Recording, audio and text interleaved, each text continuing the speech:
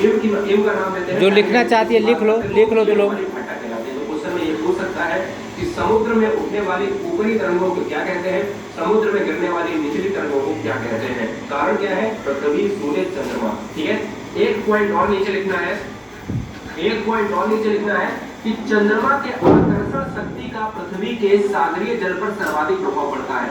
हमने अभी ऊपर आपको बताया कि ज्वार भाटा आता क्यों है। ज्वार भाटा इसलिए आता है क्योंकि पृथ्वी, चांद और सूर्य की आकर्षण शक्तियों के कारण।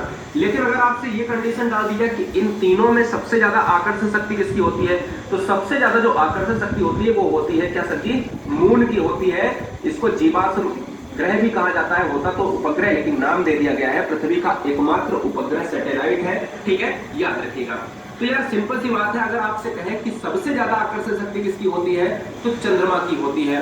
चंद्रमा की आकर्षण शक्ति का पृथ्वी के सागरीय जल पर सर्वाधिक प्रभाव पड़ता है, ये भी याद रखिएगा। अब हम बात करते हैं ज्वार भाटा के प्रकार।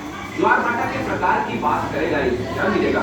ज्वार भाटा दो प्रकार के होते हैं। कौन कौन से होते हैं, चलते हैं मुद्दे की बात देखते हैं कि भैया यहाँ पर दीर्घ या बृहद ज्वार पहला और दूसरा है लघु ज्वार भाटा। अब दीर्घ और लघु में आपसे क्वेश्चन पूछता है कि भाई इनमें आने में कितना समय लगता है, तो यही क्वेश्चन पूछा जाता है अगर थोड़ा सा टफ बनाया जाता है। तो दिमाग में क्या रखना है कि भाई सबसे पहले आपको प्रकार देखने हैं कि प्रकार में कौन सी चीजें हैं। तो प्रकार में है दीर्घ ज्वार और दूसरा है आपका लघु ज्वार। ठीक है, अब हम चलते हैं दीर्घ ज्वार से आने वाले क्वेश्चन ट्रेंडिंग में जो एग्जाम में पूछे जाते हैं और लघु ज्वार से आने वाले महत्वपूर्ण तत्व, ठीक है, तथ्य देखते हैं। उसके बाद जो है हम करेंगे बहुविकल्पी प्रश्न।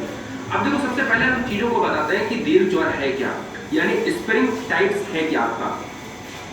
तो स्प्रिंग टाइप्स जो है ना वो समझ लीजिएगा। एक चीज आपको बताते हैं, हमें ये पता है आसानी से, हमने ये आपको बताया है कि जब ज्वार